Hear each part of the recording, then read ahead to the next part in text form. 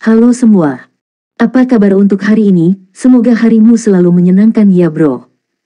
Selamat datang di channel YouTube saya. Tolong dibantu subscribe, like dan share ya, supaya saya terus semangat bikin kontennya. Wakakakak. Reincarnation of the Strongest Sword God, Chapter 9. Chapter 9 mungkin 1000. Meskipun kebohongan para asasin membuat si Feng marah, dia harus tetap tenang dalam menghadapi situasi yang tidak diketahui ini. Bahkan anggota bengkel akan memiliki motif egois mereka sendiri.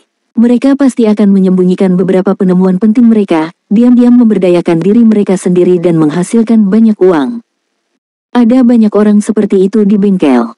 Baik mereka anggota luar atau anggota inti, setelah beberapa waktu, selalu ada beberapa orang yang sangat kuat yang tiba-tiba muncul, status sosial mereka tiba-tiba meningkat.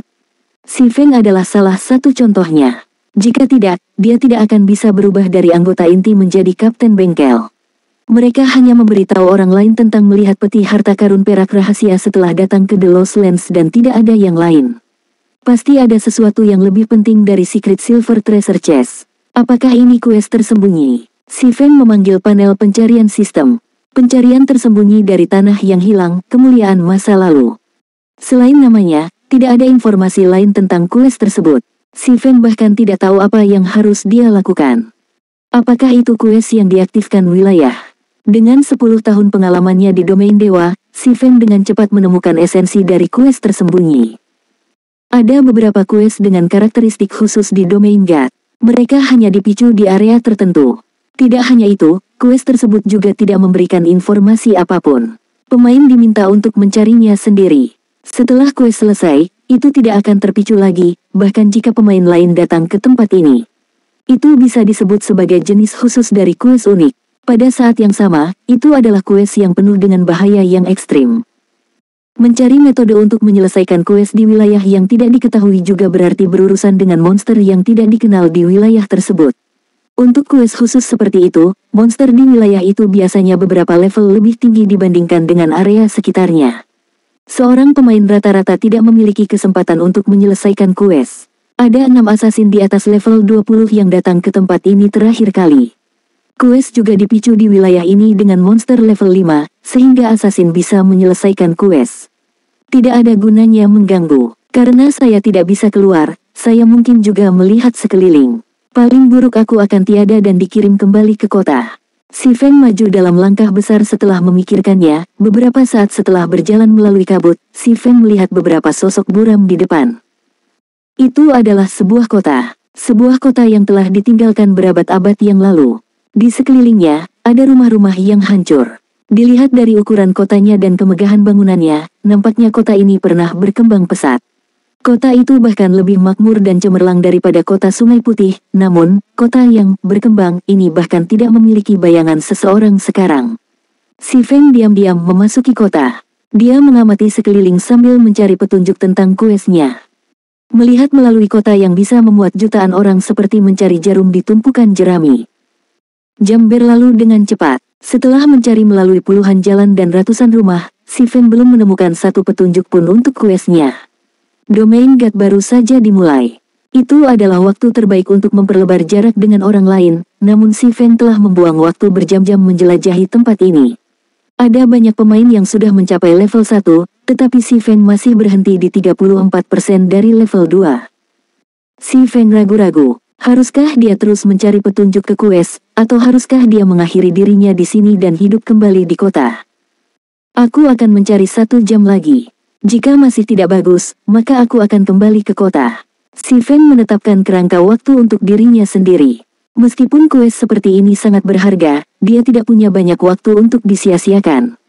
Dia masih memiliki banyak quest yang bisa dia lakukan. Tidak perlu membuang-buang di tempat ini.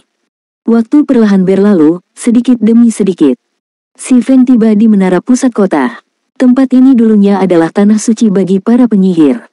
Itu adalah tempat terbaik untuk belajar keterampilan jiwa. Sekarang, bagaimanapun, itu rusak tak dapat diperbaiki. Bahkan kristal ajaib di puncak menara telah hancur. Si Feng naik ke atas menara. Dia berdiri di observatorium menara, memenuhi matanya dengan pemandangan kota. Si Feng akan perlahan menikmati pemandangan itu jika dia tidak terburu-buru.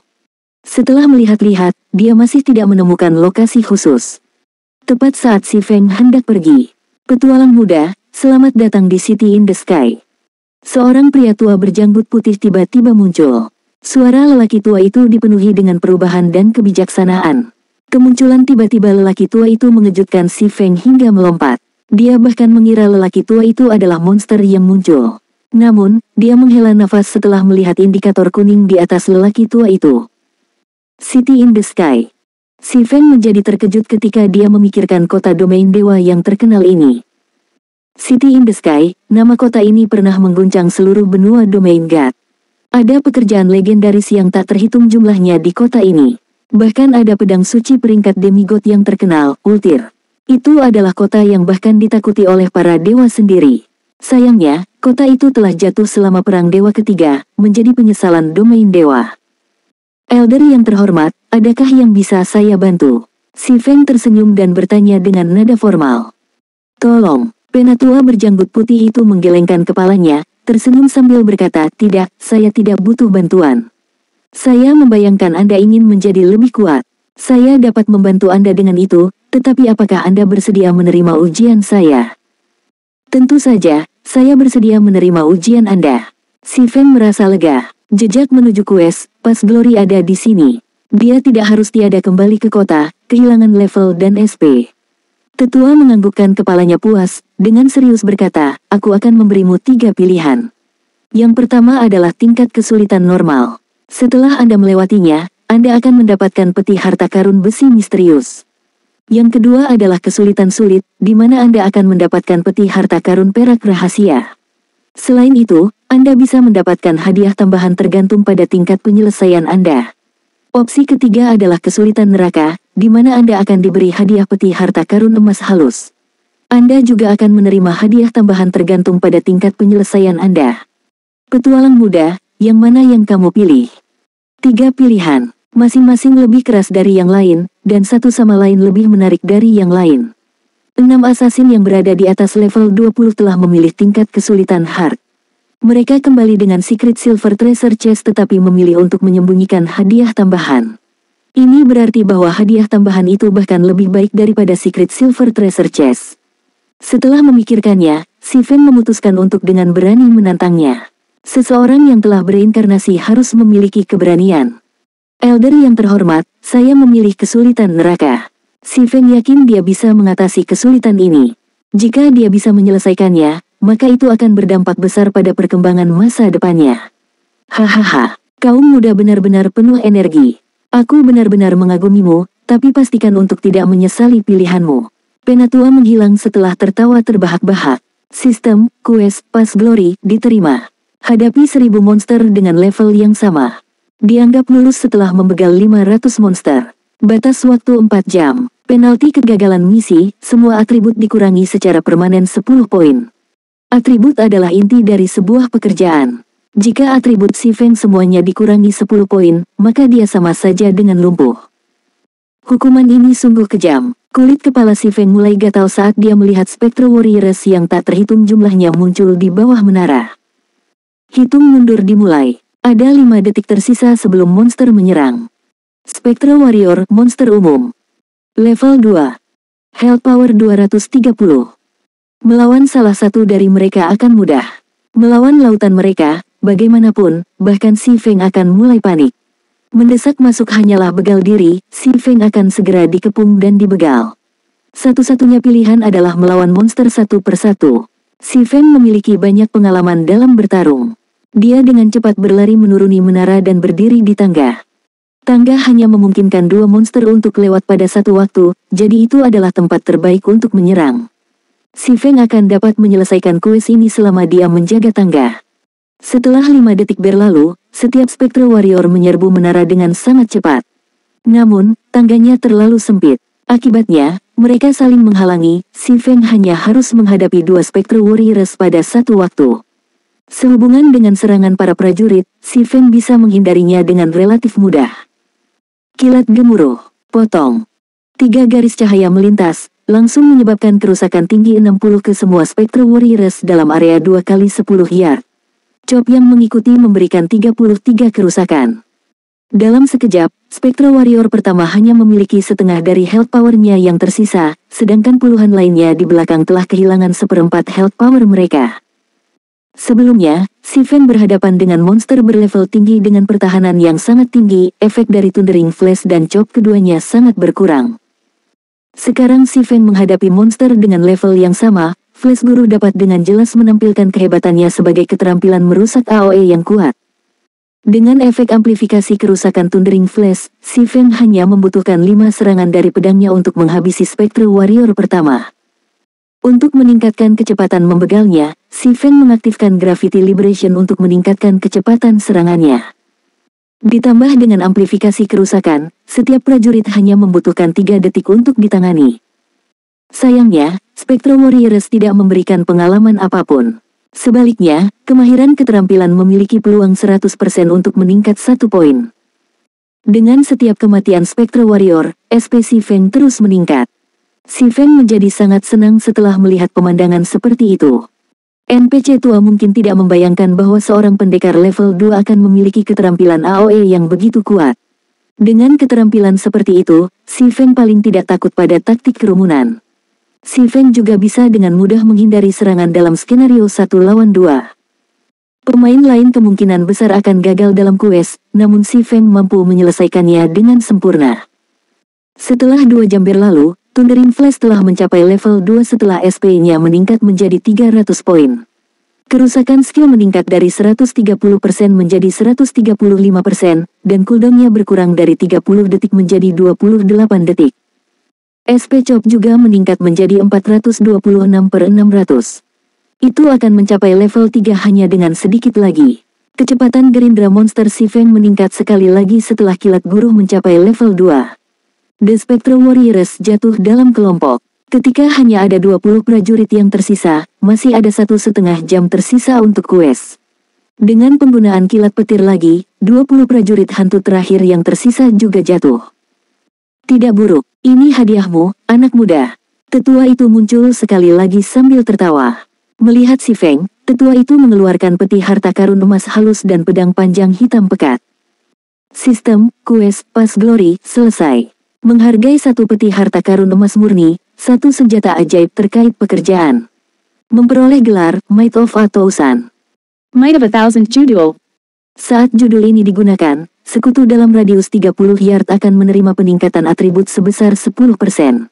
Secara bersamaan, pengguna judul akan mendapatkan efek tambahan kekuatan 5 dan daya tahan 5. Aku sudah memberimu upahmu. Kamu bisa pergi sekarang. Orang tua itu melambaikan tangannya setelah menyelesaikan bagiannya. Penglihatan si Feng kabur. Ketika dia membuka matanya sekali lagi, dia kembali ke alun-alun kota daun merah. Komunikasi sistem si Feng terus berdering. Blackie menghubunginya. Saudara Feng, akhirnya kamu mengangkatnya. Kenapa saya tidak bisa menghubungi Anda sebelumnya? Apa yang harus saya lakukan sekarang? Saya sudah berada di belakang orang lain dengan 1 level. Blackie sangat panik, namun, dia masih bertanya dengan sabar karena dia percaya pada si Feng. Dia telah menyia-nyiakan 7 jam hanya untuk lari ke kota daun merah. Saat dia masih di level 0, pemain yang memenuhi jalanan sudah menjadi level 1. Bagaimana dia bisa menutupi celah ini? Tidak ada yang menginginkan dia di party sekarang, persyaratan minimum mereka adalah level 1. Seorang noob level 0 seperti dia hanya akan disingkirkan. Saya buruk, saya melakukan quest. Datanglah ke alun-alun pusat, aku akan membawamu bersamaku ke level tertinggi. Si Feng meminta maaf. Sudah lebih dari 8 jam sejak domain dewa dimulai, dan si Feng telah menghabiskan lebih dari 5 jam melakukan questnya.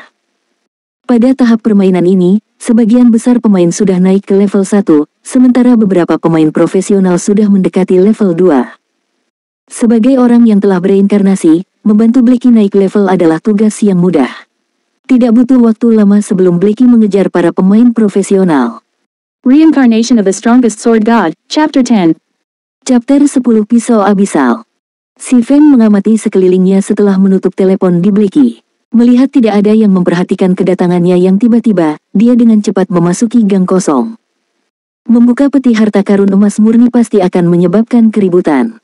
Membuka dan memamerkan peti harta karun emas murni di alun-alun yang ramai adalah tindakan yang berani.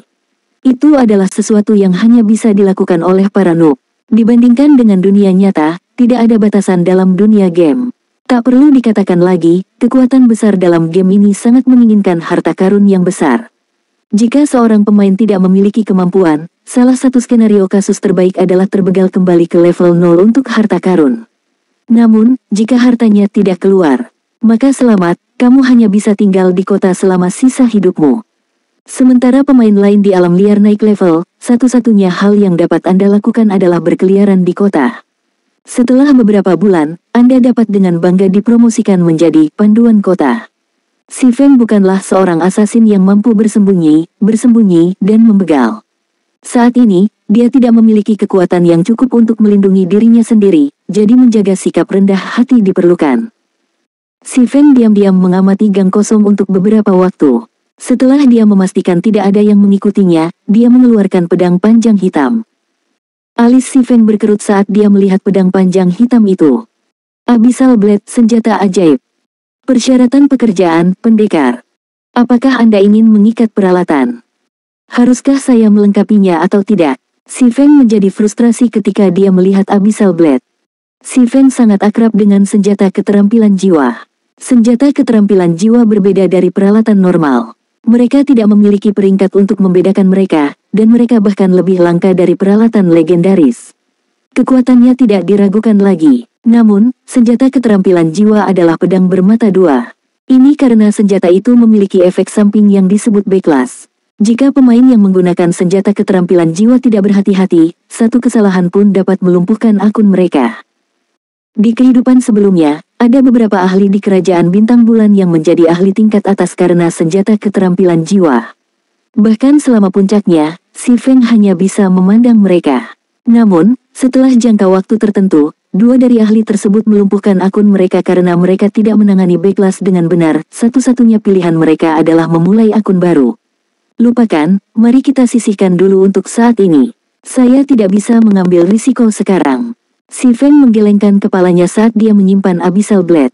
Dia harus mendapatkan 16.000 kredit dalam 10 hari. Tekanan padanya sangat besar. Jika ada kesalahan yang terjadi, maka semua usahanya sebelumnya akan sia-sia. Si Feng mengeluarkan peti harta karun emas halus.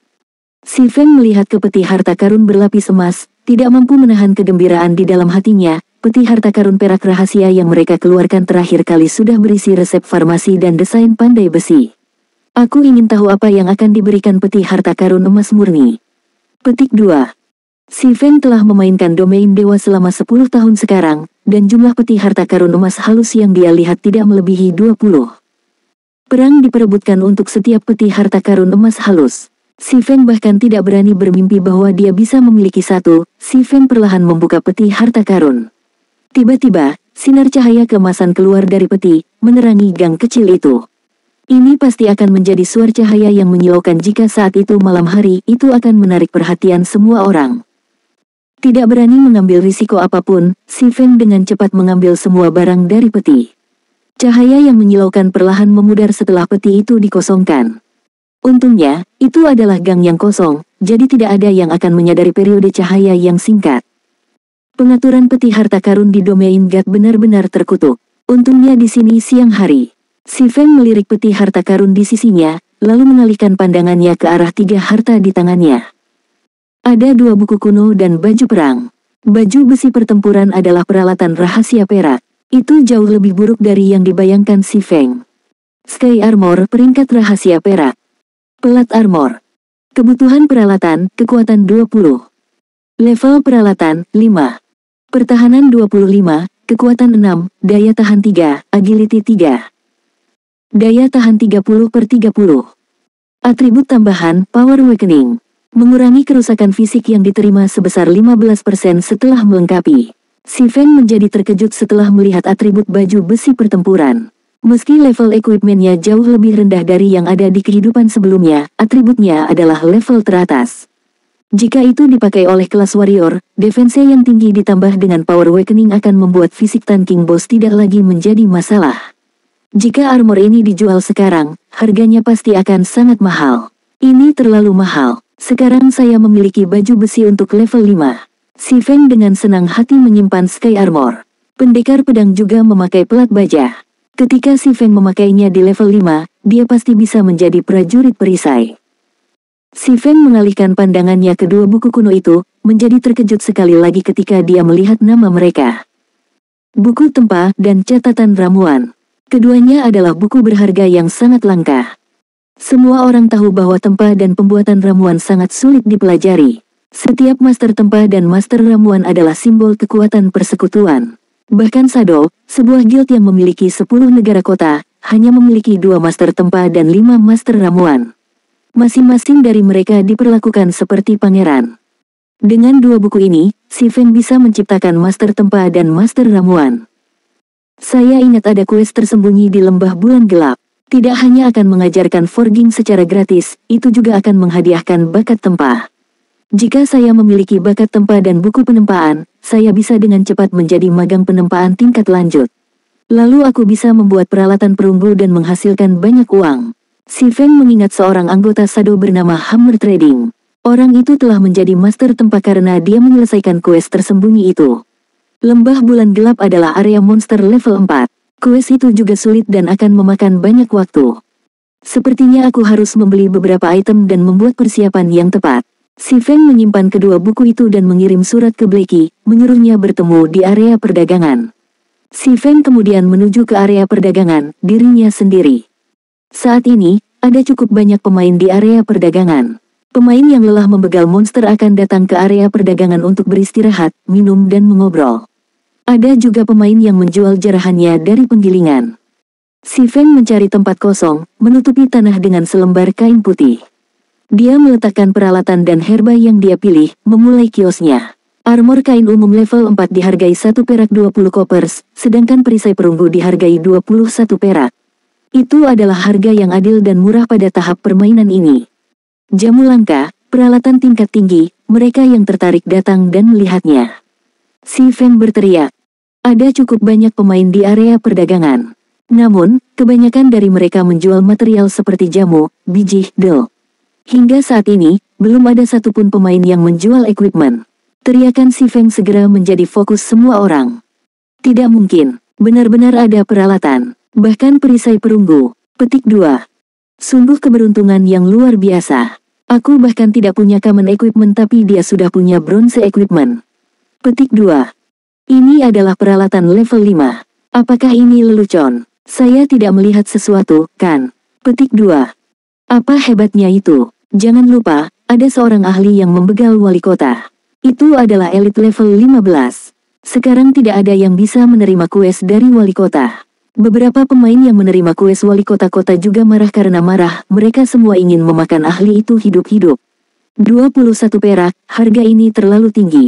Saya bahkan tidak punya 1% dari uang itu. Para pemain di sekitar semuanya terkejut.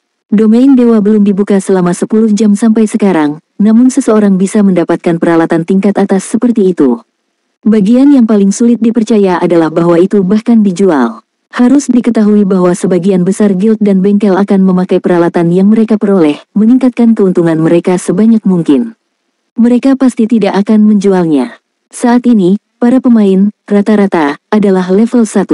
Equipment level 5 adalah sesuatu yang mustahil untuk dibayangkan, belum lagi perisai perunggu level 5. Namun, 21 perak harganya terlalu tinggi.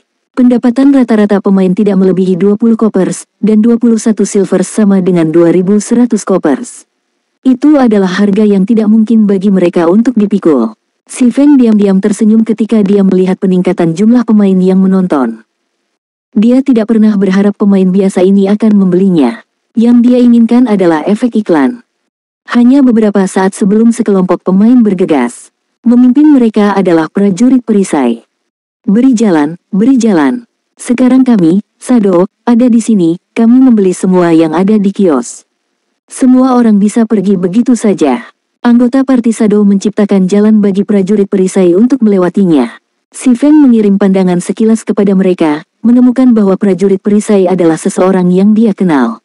Pria itu bernama Flaming Tiger, dia adalah ketua tim untuk Sado di kota Daun Merah. Dalam kehidupan sebelumnya, Si Feng terus-menerus digunakan sebagai umpan meriam, mencegahnya naik dengan cepat. Flaming Tiger bertanggung jawab atas 3/10 dari upaya itu. Si Feng tidak pernah berpikir dia akan bertemu dengan pria ini begitu cepat. Anda pemilik kios. Flaming Tiger menjadi bersemangat saat dia melihat perisai berbentuk salib biru. Dia kemudian menatap si Feng. Dia tidak memiliki skill observing eyes, jadi dia tidak bisa mengetahui level si Feng. Namun, si Feng hanya dibalut peralatan pemula, dan dia tidak memiliki lencana persekutuan padanya. Dia pasti hanya pemain biasa. Mendapatkan peralatan seperti itu seharusnya karena keberuntungan. Si Feng menganggukkan kepalanya sambil berkata, itu benar. Bagus, aku ingin semuanya di sini seharga 1 silver. Flaming Tiger dengan bangga menyatakan. Dia mengatakannya seolah-olah semua yang ada di kios hanyalah sampah yang tidak layak, dan memberi 1 silver untuk mereka berarti sama dengan 1. Saya tidak menegosiasikan harga. Tolong jangan menghalangi bisnis saya dengan bertindak seperti seorang raja. Si Feng tidak marah, memilih untuk mengabaikan Flaming Tiger. Pada saat ini, wajah Flaming Tiger menjadi pucat. Dia memelototi si Feng, dengan dingin berkata, apakah kamu yakin ingin melawan kami, Shadow? Saya akan memberi Anda 1 kesempatan lagi, pikirkan baik-baik sebelum Anda berbicara. Tiba-tiba, kelima anggota Shadow lainnya mengelilingi si Feng. Si Feng memutar matanya ke arah Flaming Tiger, berkata dengan lugas, bodoh. Dia benar-benar berani mengancam si Feng di dalam kota daun merah. Apakah dia tidak tahu bahwa tindakan di dalam kota itu dilarang? Kamu sedang mencari kematian. Flaming Tiger mengamuk, kedua matanya memerah darah. Dia tidak bisa membantu tetapi ingin membegal si Feng saat ini juga. Hahaha, benar-benar menarik. Perisai perunggu level 5. Bagaimana mungkin kami Assassin's Alliance ditinggalkan? Petik 2. Grup lain yang terdiri lebih dari 10 pemain datang saat ini.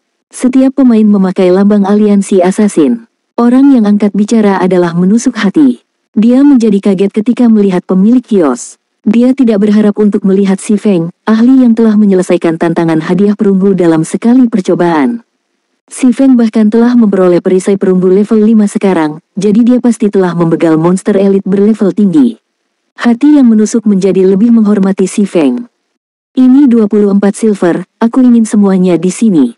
Mari berteman. Lain kali Anda memiliki peralatan bagus, Anda harus mempertimbangkan kami, Assassin's Alliance. Stabbing Heart menyerahkan 24 perak tanpa ragu-ragu. Meskipun tidak mudah bagi persekutuan untuk mengumpulkan 24 perak ini, itu pasti sepadan jika dia bisa berteman dengan seorang ahli seperti si Feng. Baiklah, karena Anda begitu lugas, saya tidak akan meminta 50 kopers lagi. Saya akan menghubungi Anda di masa mendatang. Si Feng mengerti maksud Stabbing Heart. Bukan kesepakatan yang buruk jika dia bisa bekerja sama dengan persekutuan sebesar itu. Sementara itu, para pemain di sekitarnya dikejutkan oleh air Assassin Alliance yang luar biasa, menyerahkan 24 perak tanpa mengedipkan mata. Sekarang, ini adalah persekutuan yang besar. Tindakan seperti itu telah membuat banyak pemain ingin mendaftar ke persekutuan. Dibandingkan dengan Assassin's Alliance, tidak ada masa depan untuk bergabung dengan guild seperti Shadow. Semua orang mengirimkan pandangan jijik kepada mereka. Setelah dipandang rendah oleh si Feng, kemudian diberi tamparan oleh Assassin's Alliance, wajah Flaming Tiger menjadi merah padam. Matanya hampir pecah karena marah. Dia memanggil seorang assassin, dengan dingin berkata, serigala pendiam, awasi anak itu. Aku akan memberitahunya apa yang terjadi ketika dia melawan Shadow. Di sisi lain, si Feng sudah lama meninggalkan tempat kejadian. Dia saat ini membeli barang-barang di sekitar area perdagangan. Dia sekarang memegang 24 perak di tubuhnya. Itu adalah jumlah yang lebih besar dari total kekayaan rata-rata guild. Sekarang si Feng adalah Taipan absolut, dia mulai membeli barang-barang tanpa peduli sama sekali. Dia membeli 20 botol bir baja hitam, masing-masing seharga 25 kopers. Dia membeli 30 bom asap, masing-masing seharga 20 kopers. Dia membeli 100 pie apple, masing-masing seharga 5 kopers. Makan itu memulihkan 30 health power setiap detik, berlangsung 10 detik. Dia membeli 100 magic water, masing-masing seharga 5 kopers. Meminumnya memulihkan 30 MP setiap detik, berlangsung 10 detik. Si Feng menghabiskan banyak kekayaannya dalam sekejap, meninggalkannya hanya dengan 3 perak. Saudara Feng, kamu akhirnya memutuskan untuk muncul. Apa yang akan kita lakukan sekarang? Blackie telah menunggu di area perdagangan untuk beberapa waktu sekarang. Dia memasang ekspresi gelap di wajahnya, dan matanya dipenuhi dengan kebencian. Domain God telah dibuka selama lebih dari 9 jam sekarang. Selain mendapatkan gelar Explorer, Blackie tidak mendapatkan apa-apa lagi. Dia hampir tiada karena depresi. Kalau begitu, mari kita leveling beberapa monster. Si Feng tersenyum, mengirimkan Blackie permintaan party.